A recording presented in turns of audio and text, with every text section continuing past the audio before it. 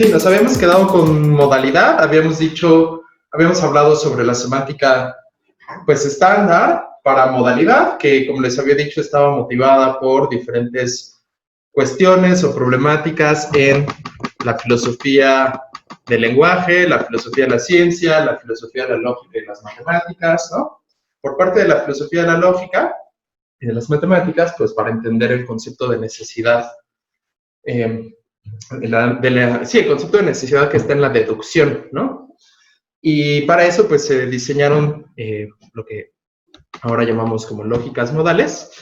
Las lógicas modales surgieron con diferentes motivaciones: filosofía de la ciencia, filosofía del lenguaje, filosofía de la matemática y de la lógica.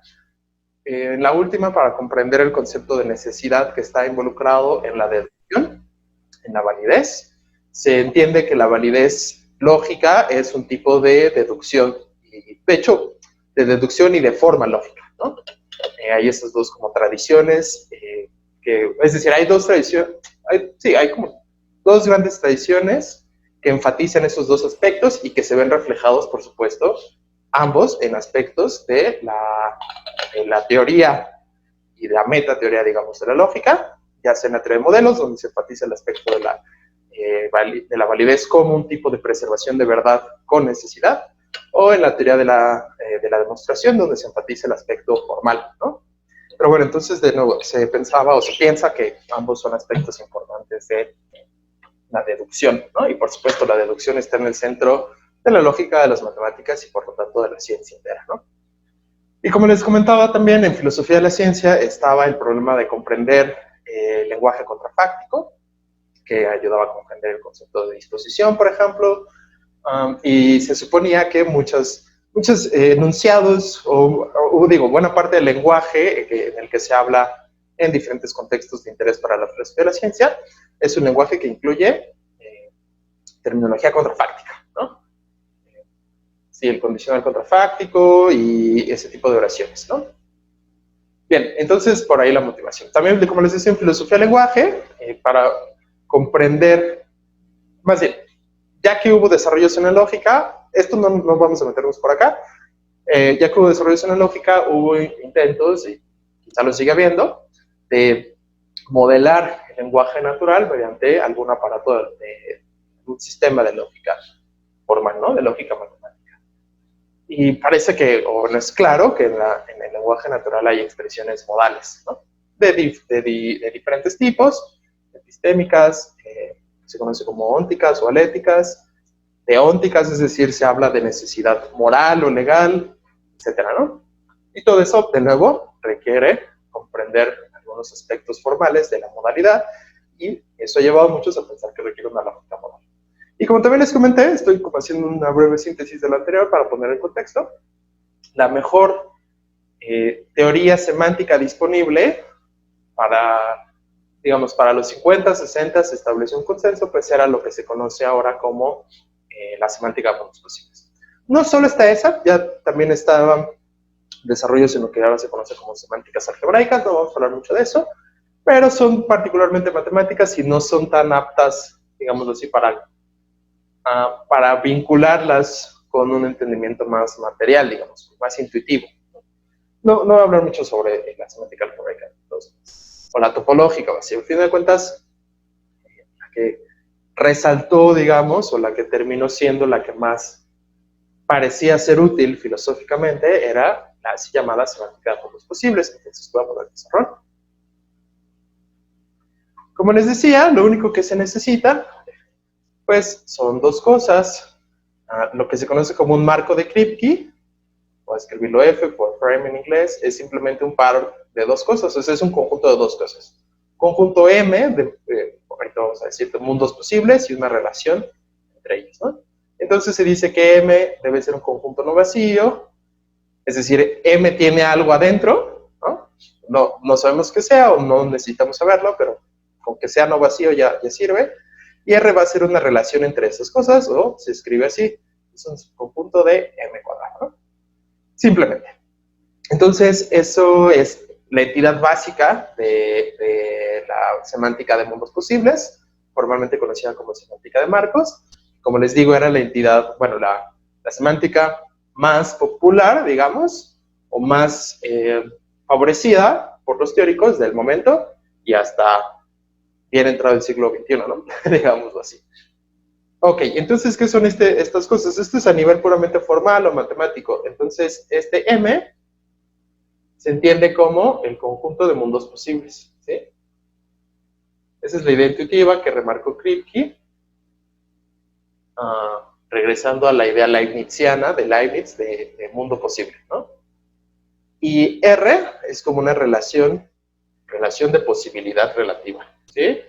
¿Qué quiere decir esto? Quiere decir simplemente que si tenemos dos puntos en el conjunto M, por ejemplo, M1, M2, y decimos que ambos están relacionados por esa relación, también se le conoce, lo voy a poner aquí, a esta relación también se le conoce como accesibilidad, ¿no? Esto significaba que el mundo posible, o sea, de nuevo, formalmente hablando, estas cosas M1 y M2 son simplemente alguna entidad que esté dentro del conjunto M. Puede ser un punto, puede ser un número, puede ser básicamente cualquier cosa, ¿no? No se requiere nada particularmente dentro de ese, digamos, que tenga esa entidad M1, M2, no se requiere particularmente nada para establecer estas cuestiones puramente formales, ¿no? Pero intuitivamente esto se interpreta como M2 es posible relativo a M1. Esta es la interpretación filosófica que se favoreció en ese momento. De nuevo, hay que separar por un lado el aspecto puramente formal, que es esto, que es esto, que esto tiene, y eso se ha explorado desde al menos, ¿qué será? Desde los 80s, 90s para acá, muchísimo, diferentes posibles interpretaciones de estas dos cosas, ¿no? Pueden ser, si nos interesara, pueden ser, M puede ser un conjunto de sillas, y R la relación estar al lado de, ¿no? Entonces podríamos describir con un lenguaje interpretado así, con este marco, las relaciones de contigüidad, por ejemplo, entre conjuntos de sillas, ¿no? Algo tan sencillo como eso.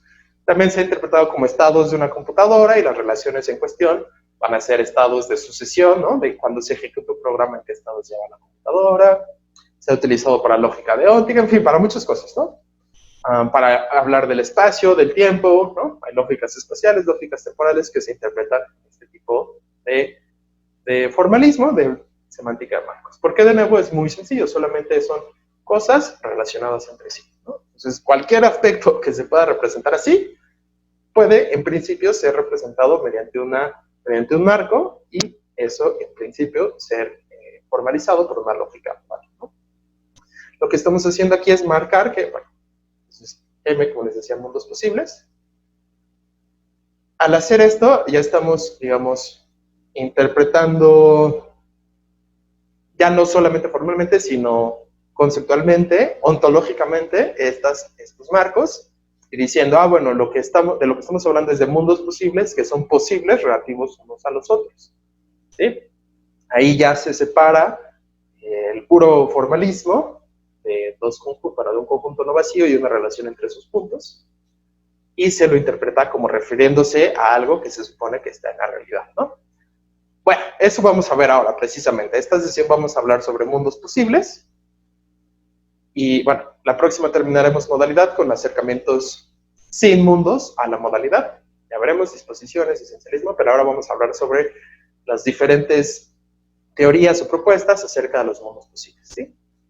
Pero bueno, inicialmente Kripke, cuando presentó sus famosos teoremas de completitud y, bueno, teoremas lógicos, pues, acerca de la lógica modal, habló así, dijo, intuitivamente se les puede pensar como mundos posibles y que son relativos, que son posibles, sí, que son posibles relativos unos a otros, ¿no? ¿En qué sentido posibles relativos unos a otros? Bueno, imagínense esto. Por ejemplo, ahora mismo, uno podría decir, bueno, sería posible que yo estuviera, ¿qué sería? No sé, sentado. Algo tan sencillo, ¿no? Así, bueno, en otro mundo posible yo estoy acá sentado. Y sí, ¿no? Entonces, quizá no es posible, en algún sentido de posibilidad, como ontológica, sustantiva, real, que yo estuviera volando, no sé, ¿no? Entonces, pero quizá en un mundo posible, que no es posible relativo al nuestro, pero que en otro sentido es posible, en el que yo tuviera alas o me construyera unas, pues en ese mundo posible sería a su vez relativo, posible relativo a que yo estuviera volando. ¿Me explico? Entonces, a ver, no sé si ilustrarlo ayude, pero sería, por ejemplo, en este mundo posible, dibujarlo así como un circulito, donde yo estoy aquí de pie. Pues este mundo posible, esta relación R de accesibilidad, digamos, accede o es posible relativo a un mundo en el que yo estoy acá sentado. Todo chafa mi dibujo, pero para que vean a lo que prefiero. Y en otro mundo posible, que no es relativo, perdón, que no es posible relativo a ¿no? No es accesible, en el que yo me construyo cómo dibujar unas alas. ¿Sí, no? Unas alas, o las construyo, o nací, o lo que sea. Entonces, quizá en ese otro mundo posible, es posible que yo esté acá volando, ¿no? Así, digamos. ¿Me explico? Y ninguno de estos mundos es posible relativo al primero que mencionamos, o a pues, ¿no? Es posible relativo. Pero sí es posible relativo al que tengo alas. Entonces, es un ejemplo, de nuevo, como de juguete y no hay que tomarse muy en serio, pero es para ilustrar el concepto, ¿no? El concepto de posibilidad relativa. Hablar de posibilidad relativa nos permite ser como mucho más flexibles en el tratamiento lógico que había hecho Carnap. Como les mencioné, Carnap ya había hablado de descripciones de estado. Ya había hablado de descripciones que son posibles relativas a otras, pero no había, había hablado solamente, ese es el punto, había hablado solamente de descripciones de estado, pero no había introducido esta cuestión de posibilidad relativa. Al hacerlo, Kripke y los demás lograron flexibilizar o hacer más abarcante este acercamiento de la lógica modal para cubrir diferentes nociones, conceptos de posibilidad, ¿sí? Que es justo de lo que vamos a hablar ahorita antes de meternos a las diferentes teorías. Y que ya mencioné un poco al hablar de viaje en el tiempo. ¿Vale? Entonces, eso. Quiero terminar con el aspecto formal, nada más para que vean como la motivación. El punto aquí no es hacer lógica modal, sino ver la motivación de todo esto. Y a terminar con lo que se conoce como correspondencia.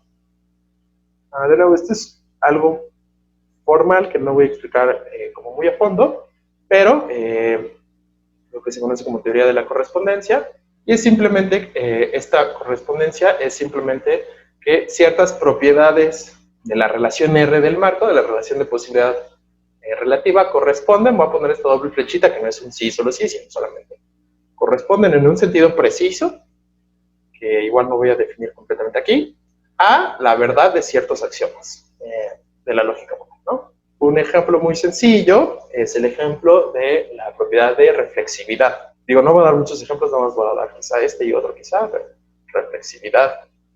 Reflexividad.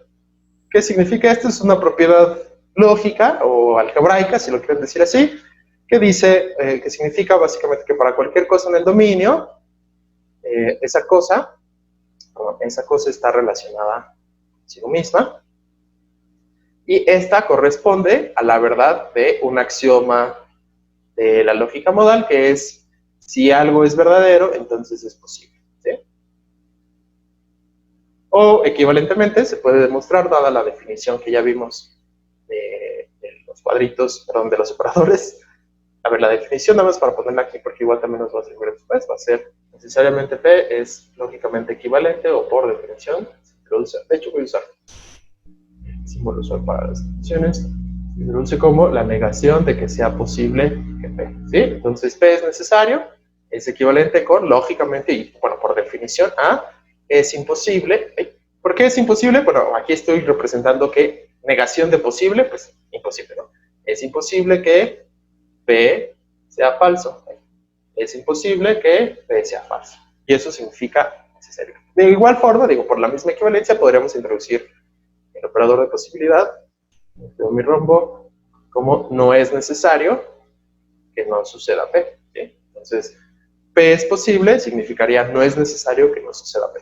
Bueno, entonces, dada esa dualidad, se dice, dada esa posibilidad dada esa interdefinición que se puede hacer de los operadores, podemos escribir este axioma ya sea como está aquí, O también como está aquí, que es simplemente si algo es necesario, entonces es verdad. ¿Sí? Si algo es necesario, entonces es verdad, o si algo es verdad, entonces es posible. ¿Sí? Digamos, la realidad es posible, es coherente. ¿Sí? Por supuesto, no meramente posible, es real, es realidad, es actualizada, está actualizada, pero esto nos dice algo interesante acerca de la verdad, de lo que, o sea, digamos, el conjunto de la realidad entendido como aquello que es descrito por las proposiciones verdaderas, toda esa sería posible, ¿sí? ¿Por qué? Porque si no es posible, pues tendría que ser imposible, ¿no? La negación de posible, pues no posible, imposible. Entonces, ninguna de las dos opciones queda muy bien, entonces si está actualizada debe ser verdad, perdón, si está actualizada, si es real, si es descrita por proposiciones verdaderas, debe ser posible, ¿sí?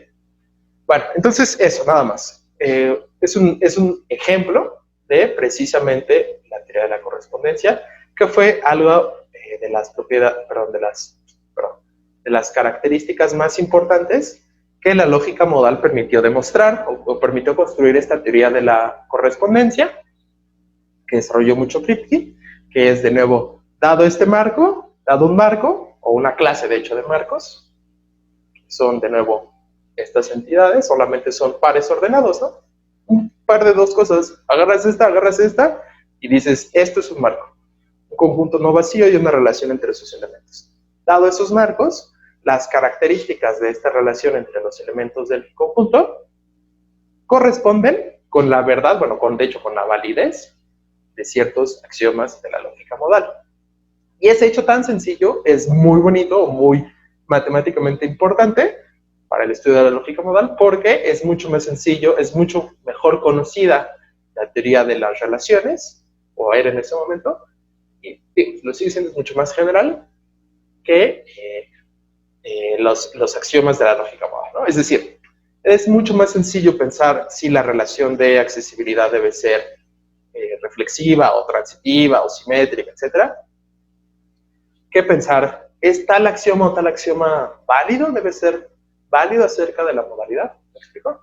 Entonces, esa relación que nos permitió establecer la semántica de marcos o la semántica de mundos posibles fue muy importante y contribuyó a que se popularizara o se viera como la semántica, digamos, estándar, ¿sí? En la lógica modal.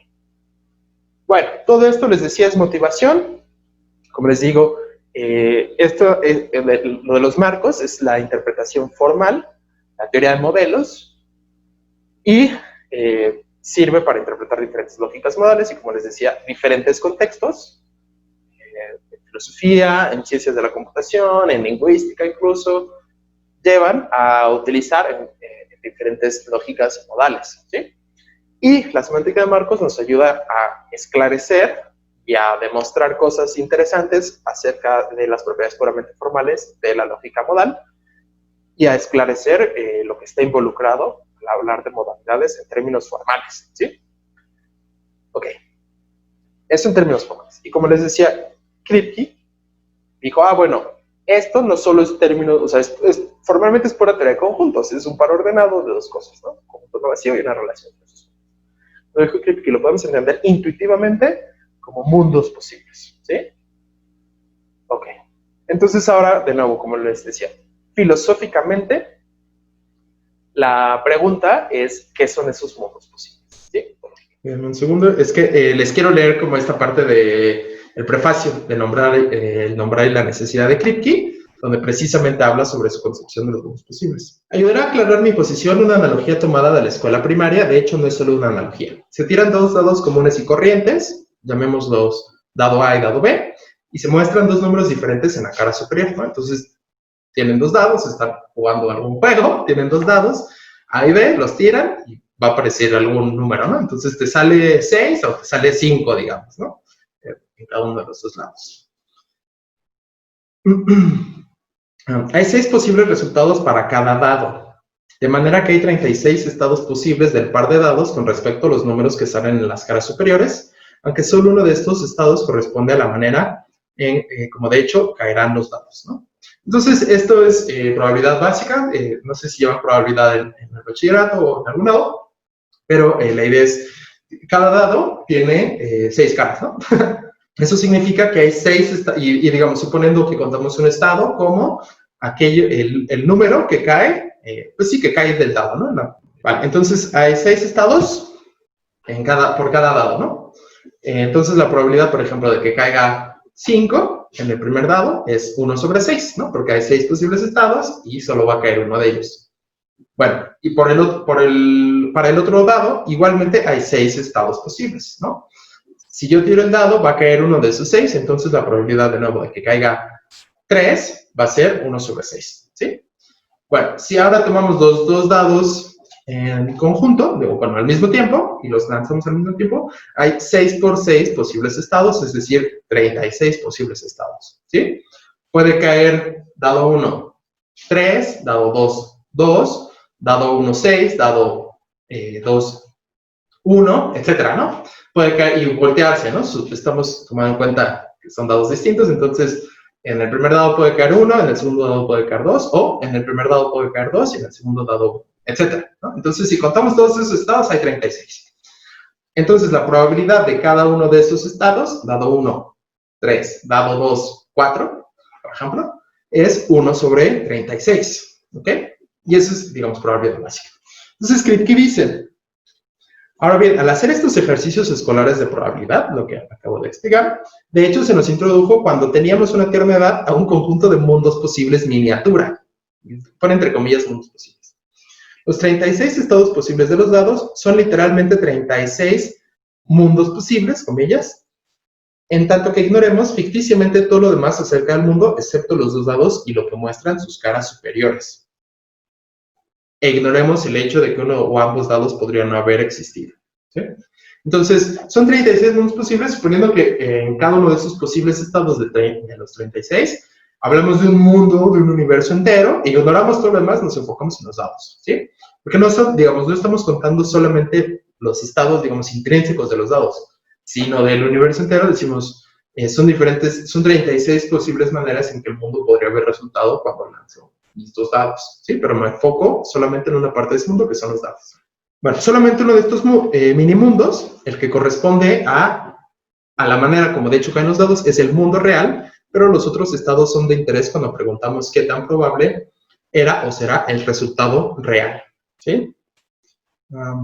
Otra cosa importante, las 36 posibilidades, incluyendo la que es real, son estados abstractos de los dados y no entidades físicas o complejas. Y no entidades físicas complejas. Los mundos posibles son maneras totales como podría haber sido el mundo o estados o historias del mundo entero. ¿Vale? Entonces, esta es la concepción que, digo, Kripke no va a decir mucho más, al menos en Nombre de la Necesidad o en sus artículos sobre lógica modal, que son más técnicos, pues puramente lógicos, matemáticos. Y en otro, digo, no he leído todo Kripke, pero en otros artículos sobre filosofía de la mente o filosofía del lenguaje no habla demasiado más sobre los mundos posibles. El Nombre de la Necesidad va a insistir en esto, que los mundos posibles son entidades abstractas, ¿sí? En el sentido de abstracción que habíamos revisado al inicio del curso, entidades que no son físicas, ¿sí? Que no están en el mundo concreto y material, ¿sí? Entonces no podríamos agarrar un mundo posible, no podríamos verlo, olerlo, o escucharlo, ¿no? No podemos escuchar lo que sucede en un mundo posible, en la concepción de Kripke, porque son entidades abstractas, estados abstractos, dice, ¿sí? Como dice esta frase es muy importante. Los mundos posibles son maneras totales como podría haber sido el mundo, o estados o historias del mundo entero. Y dice también, son estados abstractos, ¿sí? Bueno, entonces, de hecho hay una confusión aquí en Kripke entre estados e historias, ¿sí? Son cosas distintas. Una historia es un desarrollo temporal y un estado es digamos, la lista exhaustiva de todas las propiedades de una cosa en un instante, ¿sí? Entonces, un estado es instantáneo, o así, ese es el concepto normal de estado, al menos en, por ejemplo, en teoría de la computación, en física, ese es el concepto de estado. En ontología, pues, es como se suele entender también. Y una historia es un desarrollo de esos estados, ¿sí? Entonces, hay una ambigüedad ahí, cuando dice Kripke, estados o historias. Veremos que Lewis, por ejemplo, piensa en los mundos posibles como historias completas del universo, ¿sí? Ahora vamos a eso. Pero bueno, solo quería enfatizar eso. Para Kripke, los mundos posibles son estados abstractos, no son entidades reales. Y de nuevo, la idea es... Y queda menos claro. De hecho, iba a decir algo, pero queda menos claro en Kripke. ¿Por qué? Uno debe incluso recordarse a sí mismo que la terminología de mundos esto está en el prefacio también, puede reemplazarse frecuentemente por el habla modal, es posible que, ¿sí? Entonces, al menos en Kripke queda menos claro, o no queda claro, si él piensa que la modalidad es lo mismo ontológicamente que los mundos posibles y sus relaciones entre ellos, o si se reduce a esto, o si primero viene todo este discurso de modalidad y los mundos posibles son solamente una forma de modelarla, de representarla, ¿sí? No queda claro. Al menos en Obra y Necesidad, en Identidad y Necesidad, y en sus papers en sus artículos sobre lógica modal, ¿vale? No es absolutamente claro. Otra gente tiene posturas más definidas sobre este asunto, ¿sí? Pero vamos a empezar a poner como un poco el espacio teórico alrededor de los mundos posibles. Bueno, y como les decía, Kripke piensa que estas son entidades abstractas. Después vamos a hablar un poco sobre Lewis y las diferentes dudas que tiene sobre esta noción de abstracción. Pero Lewis usualmente se le categoriza como alguien, o bueno, se le acomoda, se le clasifica como alguien que piensa que los mundos posibles no son abstractos. Incluso si la división abstracto-concreto es una división categorial, exhaustiva y exclusiva, como no está, a veces no es tan claro, ¿no? A veces parece que se puede pensar en grados de abstracción y algunos hablan así, no hay como una forma canónica o una teoría sobre esto, pero como establecida tal sobre grados de abstracción en este sentido. Abstracción ontológica versus concreción igual a materialidad. Pero regularmente se piensa que es una división exhaustiva y exclusiva, ¿no? Es decir, ninguna entidad material o concreta es abstracta, viceversa, y no hay ningún otro tercer estado, digamos, forma de ser, ¿no? Entre abstracto y concreto. Entonces, si sucede que es una división categorial, entonces esto sería básicamente lo mismo que decir no son abstractos, pues son concretos, ¿sí? Como les digo, Lewis va a dudar de esto, pero Lewis es el representante, digamos, paradigmático de esta idea. En este mundo que mencionaré que es sobre en este libro que mencionaré que es sobre la pluralidad de los mundos, es el libro paradigmático. Ha habido otras defensas y tal, pero bueno, y otras formas de comprender el realismo modal que le llama Lewis. Pero bueno, empecemos con Kripke. O bueno, no con Kripke, sino como les decía, Kripke fue como para introducir esta idea de que los mundos posibles son estados abstractos, ¿sí? Son entidades abstractas. Como les digo, Kripke no dice mucho más, solo dice este tipo de cosas, son estados. Esperen, ahora que recuerdo, discute con Lewis. Bueno, tiene una famosa metáfora que ahorita voy a mencionar, la del telescopio. Fíjense, entonces dice esto, ¿no? Justamente en la primera conferencia de Nombre y Necesidad, dice: algunos lógicos en su tratamiento formal de la lógica modal, de lo cual hablamos hace unos minutos, pueden favorecer esta manera de ver las cosas, de la que he hablado antes, pero que voy a especificar ahora. No obstante, hablando intuitivamente, me parece que no es la manera correcta de pensar acerca de los mundos posibles. Un mundo posible no es un país lejano con el que nos topamos o al que vemos a través de un telescopio. Otro mundo posible es demasiado lejano, ¿no? Un mundo posible está dado, dice, mediante las condiciones descriptivas que asociamos con él. ¿Qué queremos decir cuando decimos, en otro mundo posible yo podría no haber dado esta conferencia hoy? Simplemente imaginamos la situación en la que no decidí dar esta conferencia o decidí darla algún otro día. Los mundos posibles se estipulan, no se descubren mediante poderosos telescopios, ¿sí? Y ahora la pregunta es en qué sentido se estipulan, ¿ok? Y en qué sentido, sí, o sea, es porque si se estipulan parece que son algo completamente subjetivo, ¿no? Así como yo puedo estipular que la palabra bla, bla, bla signifique, no sé, hot dog, parece que entonces él estaría diciendo, bueno, los mundos posibles se estipulan de la misma forma, entonces podemos como crear, así como yo acabo de crear una palabra, digan, bueno, claro, falta los wittgensteinianos dirían, no, porque falta un juego de lenguaje, lo que sea, pero al menos acabo de introducir por definición, ¿no? Por estipulación, un nuevo término en un nuevo lenguaje, digamos, bla, bla, bla, se va a referir a hot dog.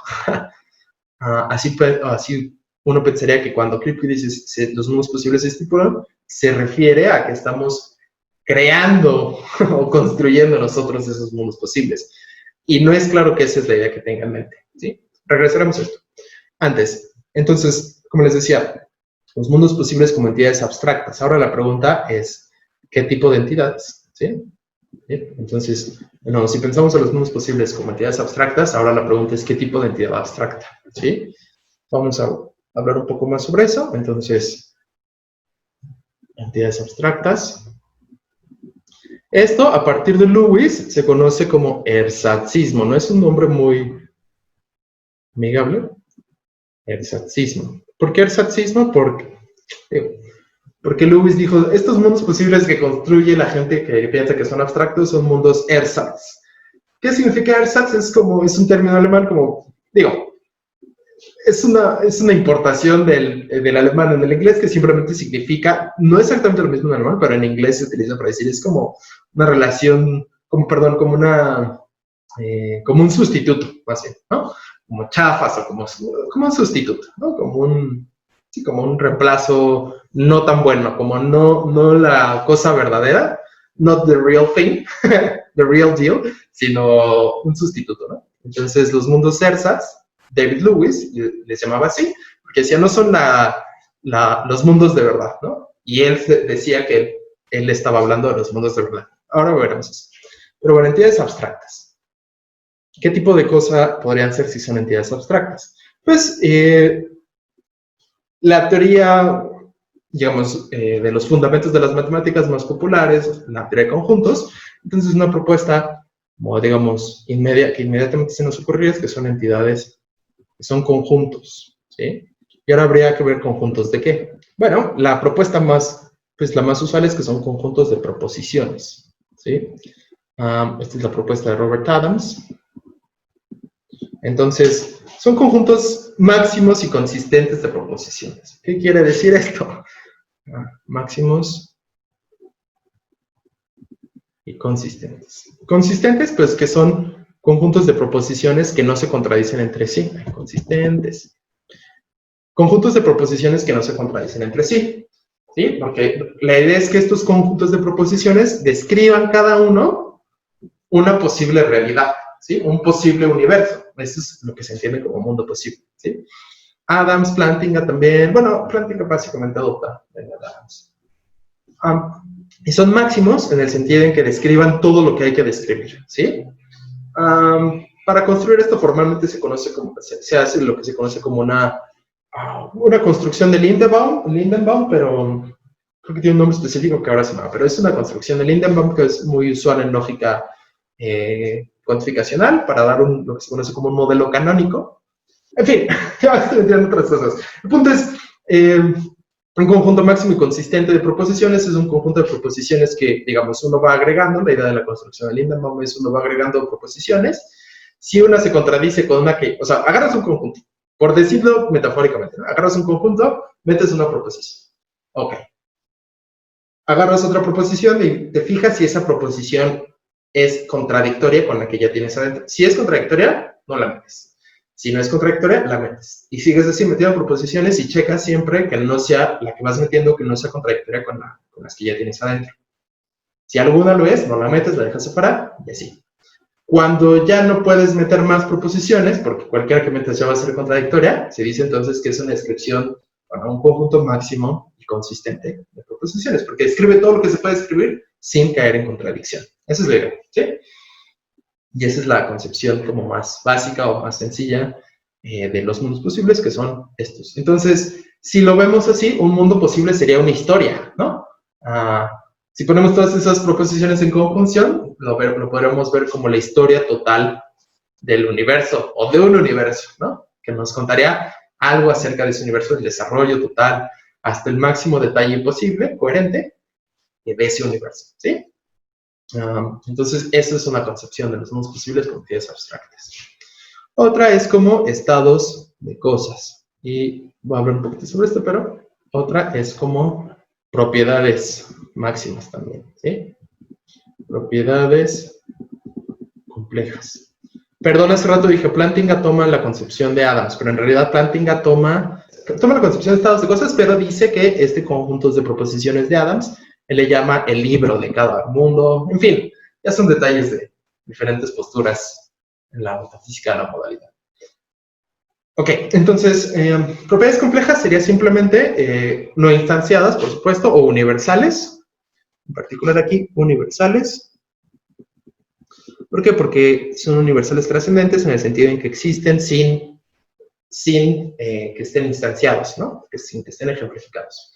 Entonces sería, por ejemplo, piensen en la propiedad del ser humano, en la propiedad de estar enfrente, bueno, en la relación de estar enfrente de, en la propiedad de ser una computadora, y entonces la idea sería, como estado de cosas lo podríamos representar, por ejemplo, como una secuencia de la propiedad de ser una computadora, la relación estar enfrente de, y la propiedad de ser un ser humano, ¿no? Entonces eso representaría un ser humano estando enfrente, o una computadora estando enfrente de un ser humano, ¿no? Digamos, la interpretación intencional. En lo que se quiere decir al hacer esa representación. Si extendemos estas ideas, podemos utilizar algún tipo de forma de unir, digamos, o de pegar propiedades entre sí y decir, cuando tienes estas propiedades, o sea, esto que les mencioné, la computadora, la propiedad de ser una computadora, la relación están enfrente de ella, la propiedad de ser un ser humano, representaría un estado, un micro mundo posible, digamos, un estado de cosas posible. Cuando se ejemplifica, ¿no? Ahí sí ya se actualiza, ¿sí?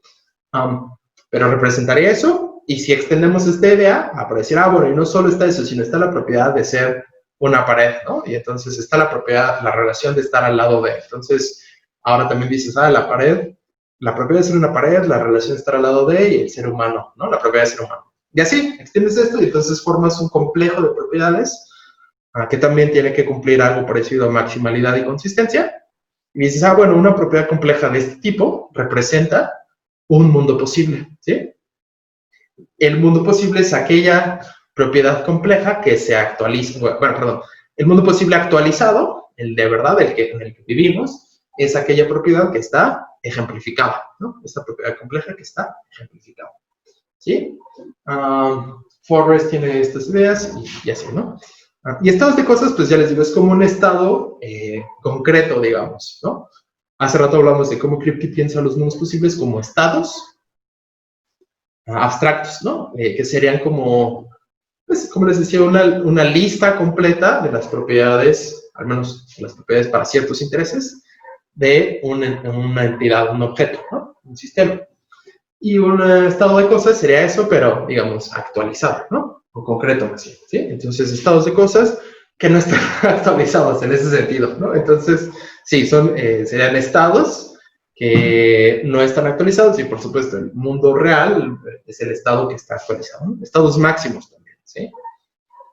Aquí, en los tres casos, de hecho, lo voy a poner aquí, como fuera para... Y hay más, o sea, pero no son tan exactas. Gente como Stan Naker habla de escenarios, o sea, si, por ejemplo, esto es muy común cuando hay elecciones, ¿no? De presidente o así, que escuchan hablar a la gente de, en ese escenario, ¿qué pasaría? Pues están hablando intuitivamente de lo que aquí se llamaría mundos posibles, ¿no? Escenarios. Y bueno, tienen que tener estas cualidades que les decía, maximalidad y consistencia. Maximalidad significa, como ya les digo, maximalidad, que describan todo lo que hay que describir, por decirlo así, ¿no? Acerca de la realidad, o todo lo que se pueda describir. Y consistencia, pues que no sean contradictorios, porque entonces ya no serían posibles, ¿sí? Maximalidad y consistencia. Digamos, cuando hablemos de propiedades, va a ser distinto hablar de consistencia ahí, que la noción de que cuando hablamos de proposiciones, porque consistencia pues se puede definir para proposiciones, ¿no? Digo, las nociones originales de maximalidad y consistencia, por supuesto, son sintácticas, son para fórmulas, y así se utiliza en la lógica. Después podemos intentar, digamos, emular eso en proposiciones, quizá en escenarios o en estados de cosas o en propiedades complejas. Y, digamos, ahí ya involucra una teoría bien hecha, ¿no? Una cuestión de detalle, pues ya ver la construcción de la teoría en serio, digamos, ¿no? Pero esa es la idea. La idea es que necesitamos esas dos propiedades para entender algo como un mundo posible, que sean máximas y consistentes. Que describan todo lo que hay que escribir, que escriban todo el universo y que sean consistentes, que no se autocontradigan. ¿Sí? Entonces, esa es la idea. Por un lado, la idea de los objetos abstractos como mundos posibles que satisfagan al menos esas dos cosas. Que nos cuenten una historia acerca de cómo podría haber sido el mundo, como en las proposiciones, o que sean, digamos, un cascarón, por decirlo metafóricamente, que se podría ejemplificar para darnos un universo concreto y material. ¿Sí? Bueno, antes de pasar a Lewis, hasta aquí, todo claro, todo bien. Quizá para motivar la postura de Lewis, veamos inmediatamente veamos un problema inmediato que podría surgir aquí con todo este marco teórico ya sea como se entienda ya en un sentido más, digamos, más concreto, más específico, más detallado, en una teoría ya bien hecha, esta misma noción de entidades abstractas que satisfacen algo como maximalidad y consistencia, ya hay un problema. Vamos a ver. Entonces les decía, para motivar el problema, les decía, una pregunta que podríamos hacernos es, ¿cuál es la relación? Lo voy a poner así. ¿Cuál es la relación entre mundos posibles y modalidad? ¿Sí? ¿Cómo entendemos modalidad? Bueno, puse modalidad. Modalidad. Bueno, ¿cómo entendemos modalidad? Como les digo, inicialmente esto se entiende como el modo de ser verdadero o de ser falso, el modo de tener el valor de verdad de una proposición. Entonces, voy a ponerlo explícitamente para que podamos tener esa referencia. Entonces, modalidad. Modalidad. Modo de tener un valor de verdad. Bueno, de ser verdadero o falso. Entonces, por supuesto, como no todas las cosas pueden ser verdaderas o falsas, sino, es decir, sí, la gente habla de sillas de verdad, pero obviamente ahí se está refiriendo a otra cosa, como una silla excelente o una silla legítima, ¿no? Entonces, por ejemplo, cuando decimos un billete de verdad, pues lo contrastamos con un billete falso, un billete, ¿no? O sea, no hecho oficialmente por la Casa de Moneda.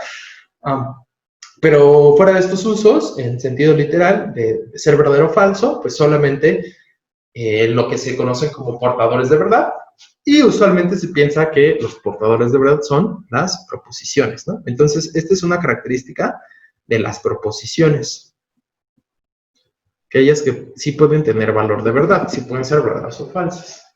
Entonces, la modalidad sería una característica, más bien una forma en que las proposiciones pueden ser verdaderas o falsas.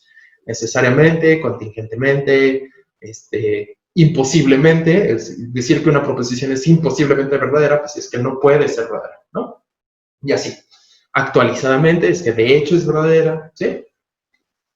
Entonces, un modo de ser verdadero o falso, esto es lo que se conoce como modalidad de dicto, ¿no? Por supuesto, es como un latinajo ahí, modalidad de dicto.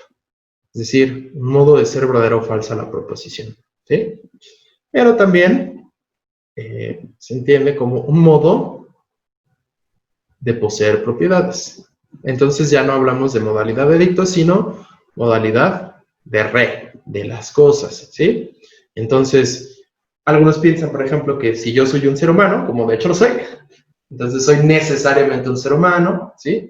Que solo soy contingentemente, ¿qué será? Contingentemente alguien con lentes, supongamos, ¿no? Esa es una propiedad contingente mía, ¿no?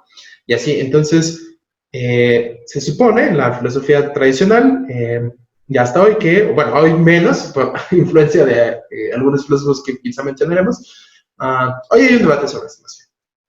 De así, la distinción entre estos modos de poseer propiedades es una distinción muy sustantiva, muy importante ontológicamente o no. Tradicionalmente se suponía que sí, ¿no? Y si se da en el mundo, ¿no? Gente como Spinoza, por ejemplo, piensa que el mundo es necesariamente como de hecho es, entonces sí hay una distinción ahí, pero es vacía, digamos, ¿no? El mundo es como tiene que ser. Y, o sea, un fatalista dirá también eso, ¿no? El mundo es como tiene que ser y no hay otra forma, entonces quizá podemos imaginar otras formas de ser, pero ontológicamente el mundo es como tiene que ser, ¿no? Otros dirían, no solo ontológicamente, de hecho hay otras formas en que el mundo podría haber sido así. Podría haber sido, ¿no? Bueno, en fin, entonces, El punto es, modalidad podemos entenderla de dicto o de re, ¿no? Por un lado. Ahora, esos modos de ser verdadero o falso o esos modos de tener propiedades.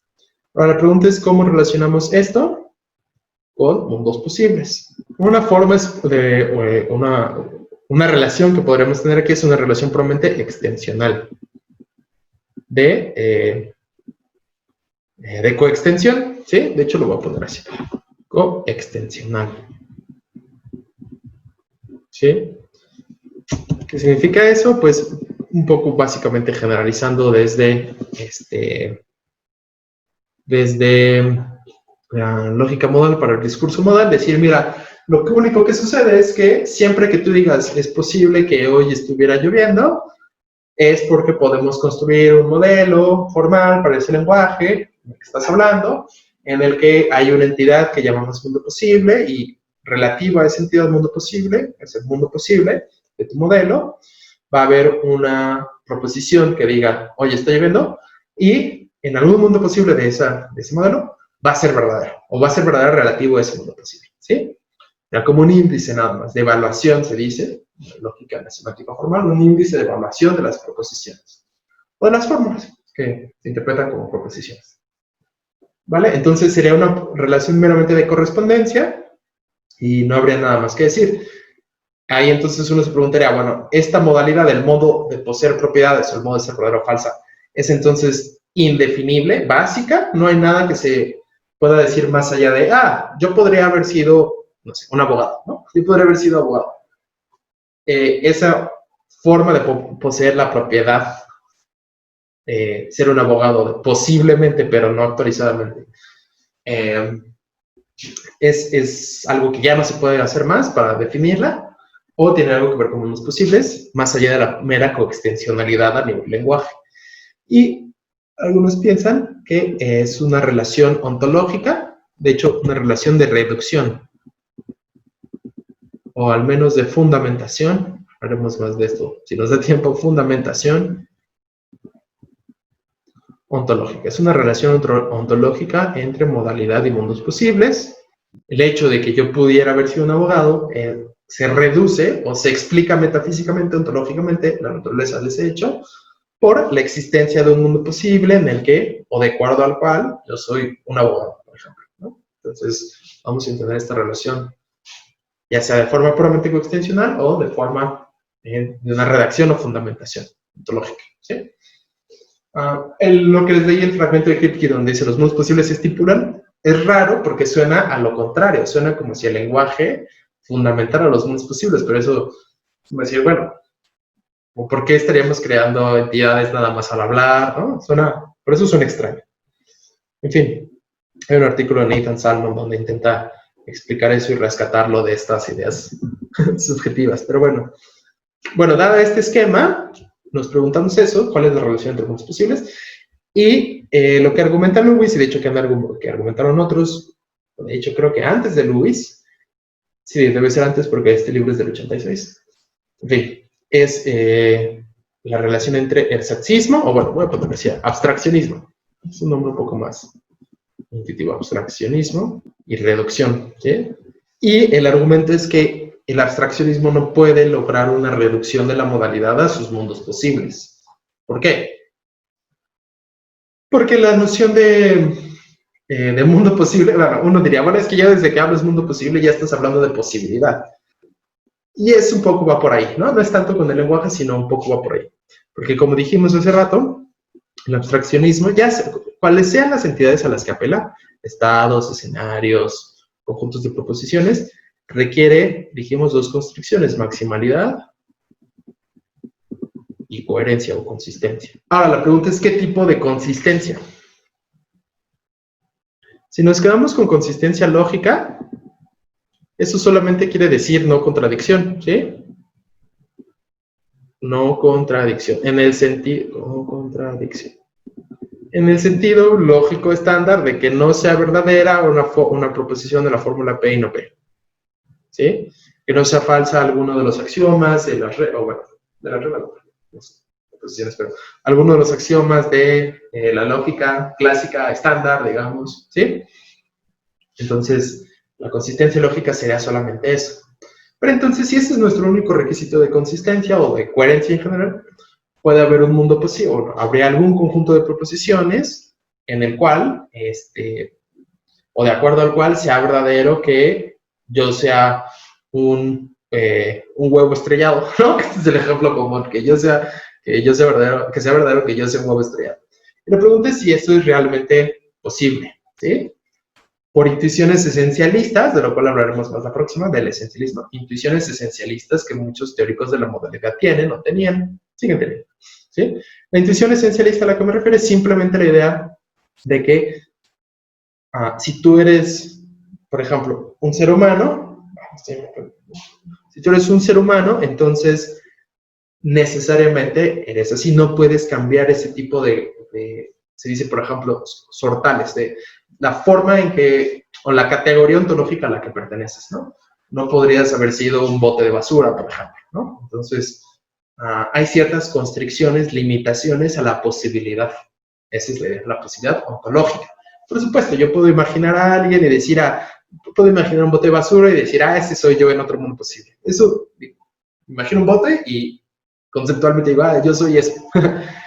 No es tanto el problema por ahí, sino, y esto es un debate en epistemología de la modalidad, ¿en qué sentido se puede concebir, realmente concebir, no solamente imaginar pictóricamente un bote y luego decir, yo soy ese, sino se puede concebir que una persona llegara o pudiera haber sido, más bien, un árbol, un pedazo de pizza, una galaxia, ¿no? Parece que estamos ahí perdiendo, esta es la intuición, parece que estamos perdiendo, digamos, el alcance que tenemos, o el dominio que tenemos, o ¿cómo podemos decir? Es que quiero decir grasp, pero no, como el entendimiento que tenemos de la identidad de los objetos, ¿sí? Es decir, cuando entendemos qué significa ser, supongamos, ¿no? Peña Nieto, ¿no? Enrique Peña Nieto. Entendemos quién es Peña Nieto. La idea, la intuición es, cuando vemos quién es, que es una persona, un ser humano, ahí nos damos cuenta que no podríamos coherentemente decir que podría haber sido una pizza de pepperoni.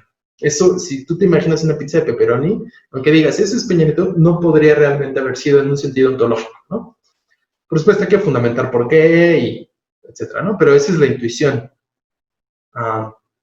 que de nuevo es una intuición de esencialismo. Y que, por supuesto, algún tipo de esencialismo, no pero algún tipo de esencialismo viene, al menos desde Aristóteles, Tomás de Aquino, etcétera, ¿no? No exactamente pero intuiciones de ese tipo tienen una raigambre en la historia de la metafísica, ¿no? Intuiciones acerca de la identidad y los límites a la posibilidad que la identidad implica, ¿sí? Entonces, esta es la idea. Bueno, entonces regresando, si lo único que tenemos como constricción de coherencia o de consistencia es la constricciones lógicas, que no se viole ninguna verdad lógica, básicamente, que no sea falsa ninguna verdad lógica, entonces, este tipo de intuiciones no van a poder correr, digamos, no van a satisfacerse, porque de nuevo va a haber un mundo posible en donde Enrique Peña Nieto sea un pedazo de pizza, ¿sí?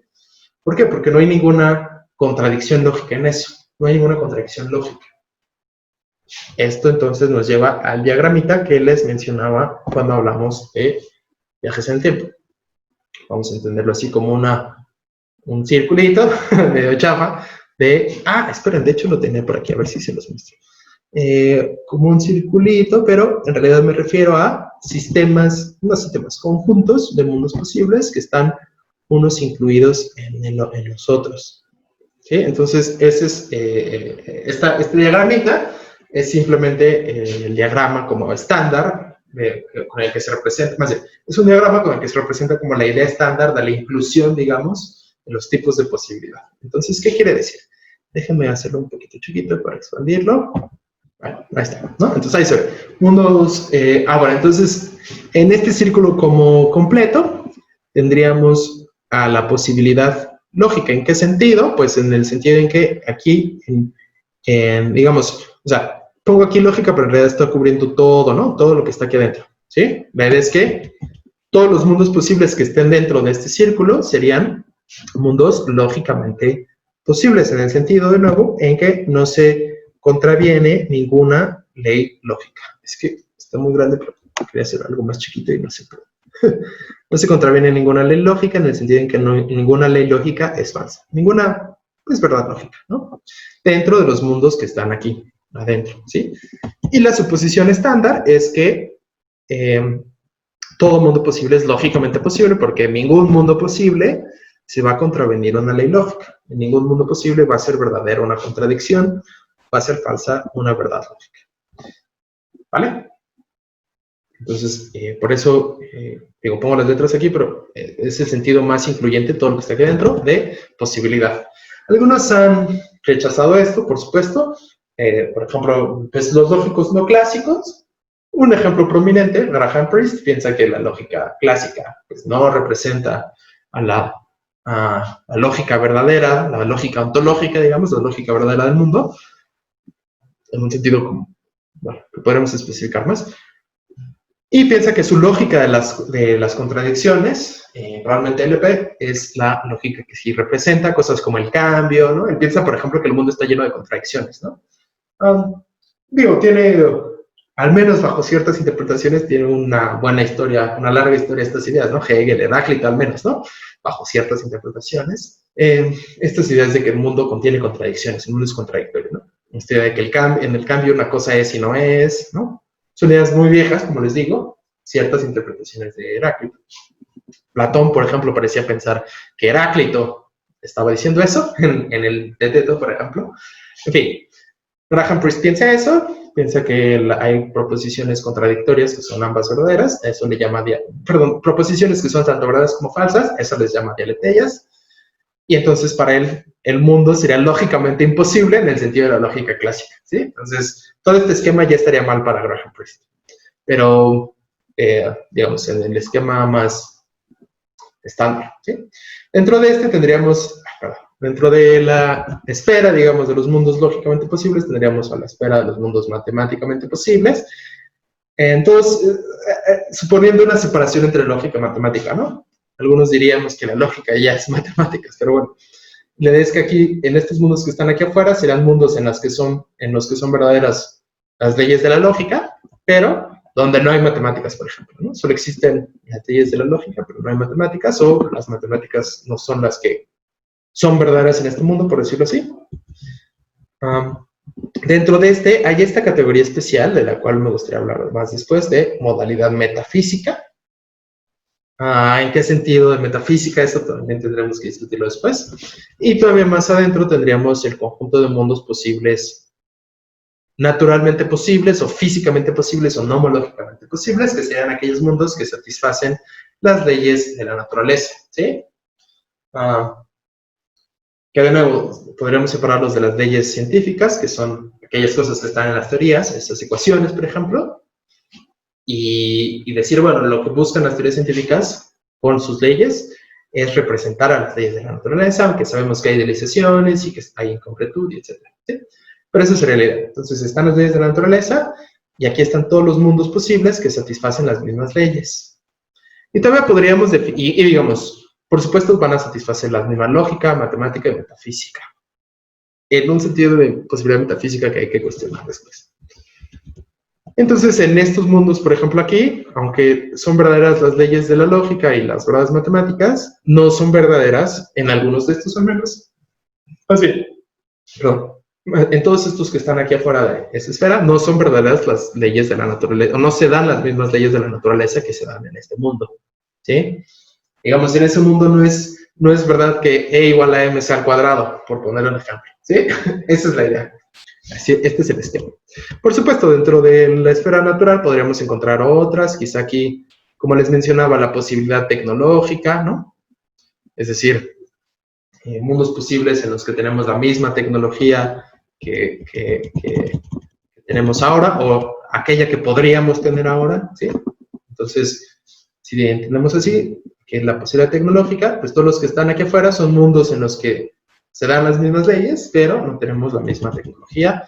De hecho, hay tecnología que no podríamos tener ahora. Y así, ¿no? Etcétera. Esa es la idea de este esquema. Ok.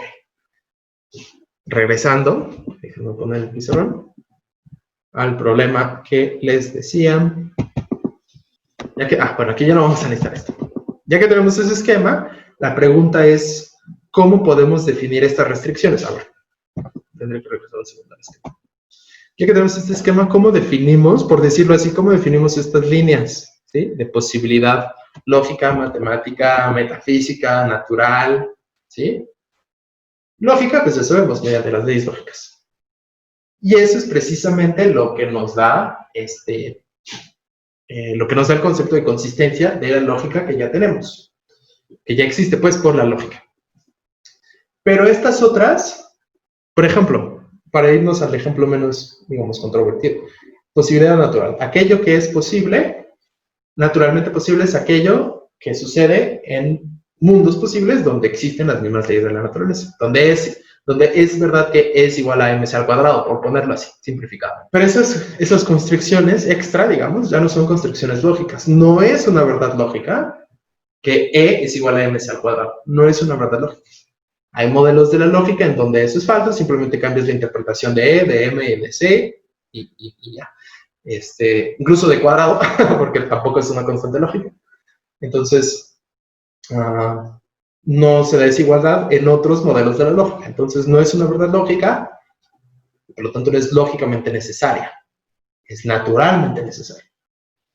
Pero entonces, el concepto de consistencia que tenemos aquí, que es una consistencia puramente lógica, que tenemos aquí en el abstraccionismo, no va a servir. Necesitamos nuevas constricciones o construcciones extra, ¿sí? Entonces, voy a ponerlo aquí. Necesitamos construcciones extra. Ok, ¿y esto por qué es problemático? ¿Por qué es problemático? Porque, y esta es la objeción, esas constricciones adicionales ya son modales. Ya hablan de cierta necesidad o ya requieren de cierta necesidad. Y la objeción entonces es, si para definir el conjunto de mundos posibles que son realmente posibles, en los que, por ejemplo, E es igual a mc al cuadrado, requerimos de necesidad, pues hay una obvia circularidad aquí. ¿Me explico? El abstraccionista, que estaba como en esta empresa, en este objetivo, quería reducir la modalidad a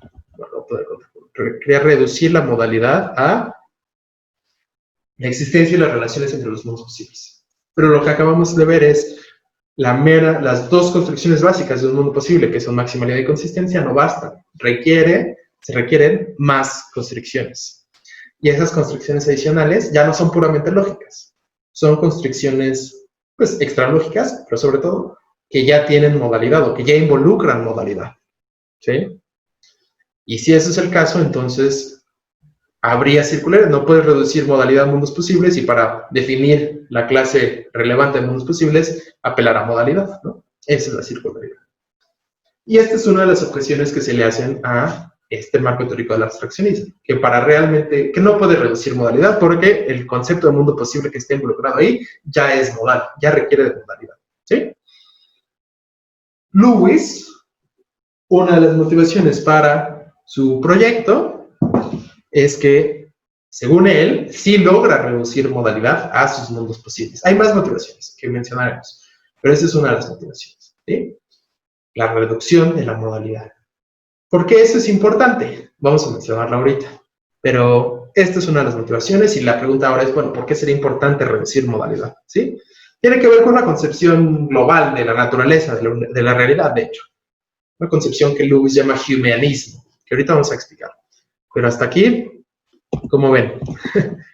Bueno, reducción de la modalidad. ¿Y por qué eso sería importante? De nuevo, no es la única motivación de Lewis, pero es una de ellas, ¿no?